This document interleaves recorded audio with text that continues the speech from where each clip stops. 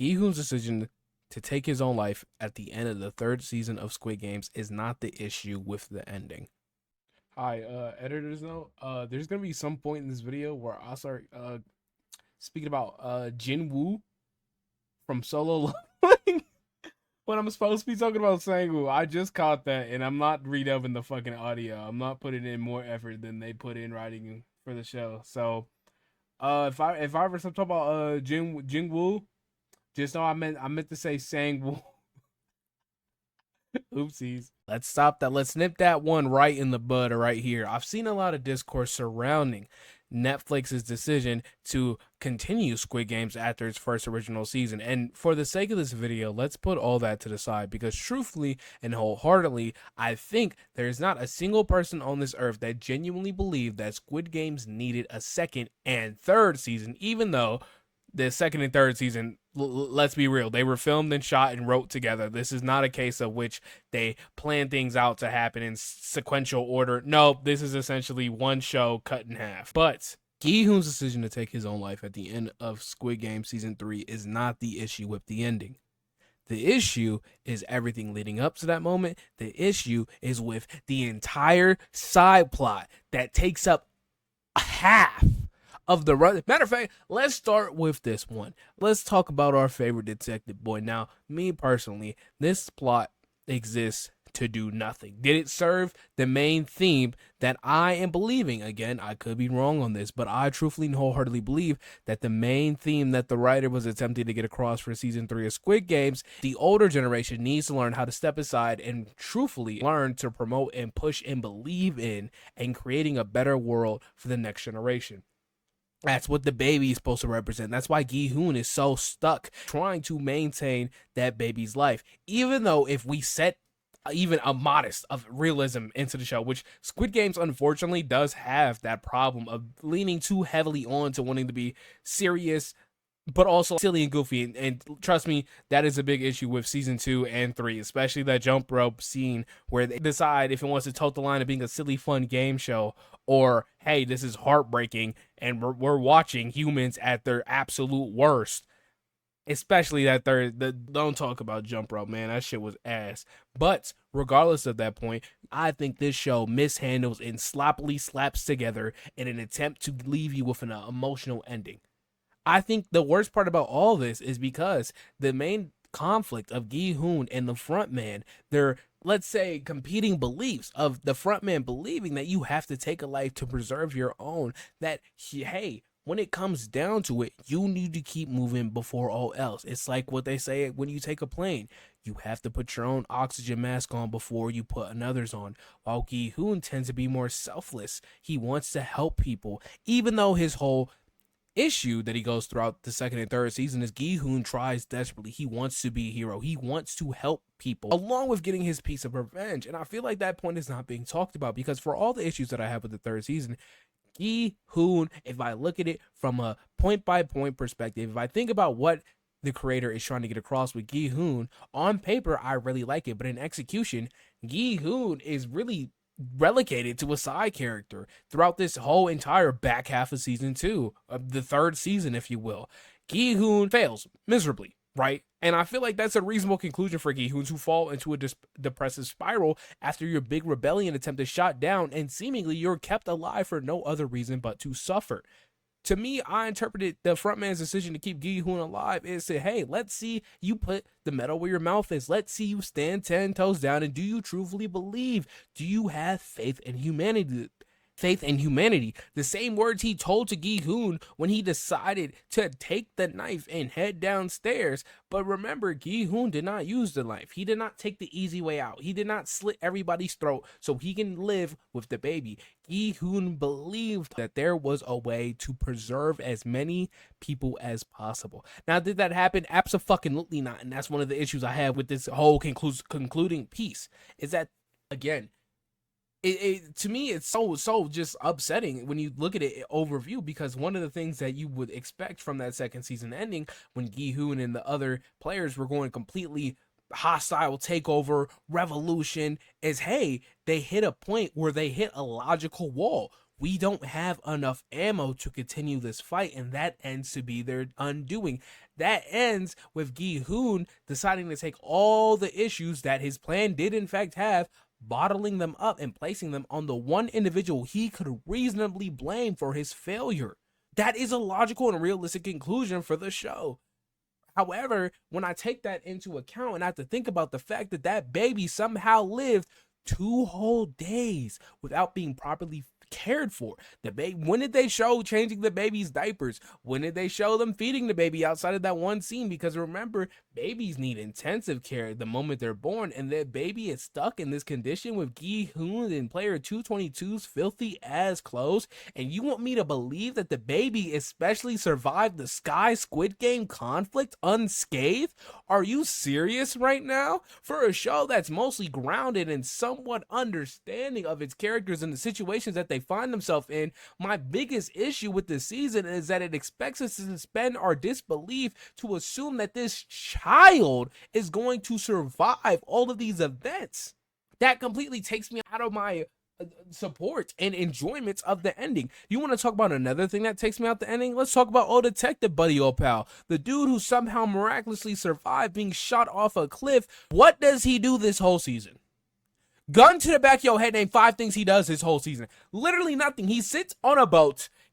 How people would tell you that anime fillers were so bad, so unwatchable. You can't watch One Piece without skipping episodes. You can't watch Naruto without skipping episodes. His entire contribution to this season is that his lackey, his underling, is able to properly put together the mystery and spoon feeds it to him and is like, hey, I think our captain is not everything he says he is. In fact, here is glaring information that should make you not support this guy. And remember, we are dealing with a secret society of sorts. Hey, you don't think that they might have people on the outside trying to make sure that you can't find this island? And by the time he realizes, it's too late, and the shipman guns down everyone in the boat outside of one person. To me, and on top of that, he gets off the boat. He makes it to the island, right? We get a little bit of that satisfaction of seeing his arc come to the point we've all been waiting for. He gets onto the island. He sees proof that the games are real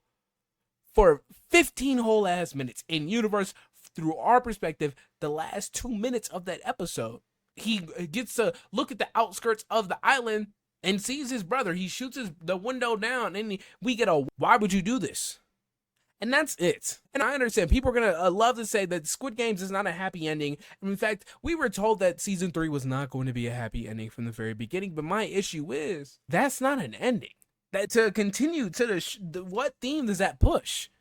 What satisfaction comes from that? In fact, he literally, after the scene, gets up his lackey from prison and is like, my fault. Sorry that you're the only nigga in this show to have a lick of fucking sense.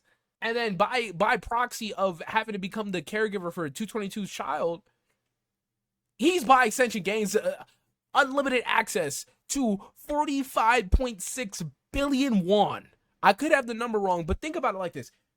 You contributed nothing this entire show besides sitting on a boat and being the most boring part of not only this season, but season 2. In fact, I'd argue both are worse because nothing fucking happens on that fucking boat besides wasting our goddamn time. And that's half the runtime is dedicated to that. Now, the hard part is, if you delegated that runtime back to the main games, I don't see anything changing. I think it's more shit of just bad fucking pacing. You want to talk about bad pacing? The entire conflict in that last episode, okay? Me and to a lot of people, Squid Games is almost always at its best because it plays on the psychological aspect of it, the mind games, the mental imagery. We love watching reality TV because we love the drama, we love the anticipation, we love seeing people outsmart one another, and that was always the best part. When watching Squid Game Season 1 and we see Gi-hun deciding to take the marbles underneath the old man, that's like, holy shit moment. Like, you gotta do what you gotta do to survive. But when we see it in the final episode of, I believe, there's 9 total people, so Gi-hun, the baby, and the tweaker, you got 6 people that are just reinforcing the theme of, hey, We need to clear a way for the old, grummy, bad people of the past to let go and lead the way for a new generation. What the fuck do they do? We don't have an emotional connection like we had with Sung Jin Woo, who spent the entire season gradually building up to that villainous role. That final conflict, that final Squid Game is benefited from the whole season attention, from the whole last episode dedicated to them. Him, her name is blanking on me. I don't want to say Yo Say Home because that's racist as fucked. But her and all of them sitting in there and having that scene of anticipation of holy shit, somebody gotta go. Having that whole air of oh fuck. And the best part is it reinforces Sun Jin Woo's ideology of hey, only the strong is gonna survive out here. We need to live by any means necessary. And that's what makes the conflict between Gi-hun and Sun Jin Woo so fucking impactful when they play the Squid Games in the rain. That's not even just hype moments or that's called good fucking writing. But we don't have any of that. What we have is a bunch of characters that most of the time the audience already does not fuck with. Most of the time that probably are fucking cartoonishly evil, like Player 100. We got contrived moments. It's like fucking let's beat up the lunchbox, and oops, conveniently the dude is like, hey, I'm gonna make the single most intelligent decision of this season, and I'm gonna jump off to cuck both of you because you're not gonna let me win. So I'm gonna kill myself, and now you two, Player 333, Gi-hun, and the baby have to figure it out. And on top of that, Gi-hun getting into that entire final scuffle and not pressing the button. Do you want me to believe that Gi-hun is really that fucking stupid?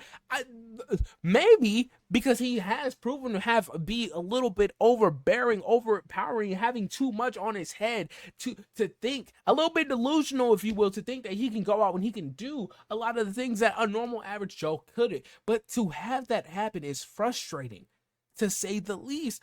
There's no way you can spin that back to me and I'm going to accept that as a plausible reason. Especially when I think that the whole scene, the whole Gi-hun speech about humans are not animals, are not horses. Humans are, and falling to his death, to attempt to invoke a feeling out of the audience of, hey, humans are a lot of things. They are way more than livestock. But we already had that scene.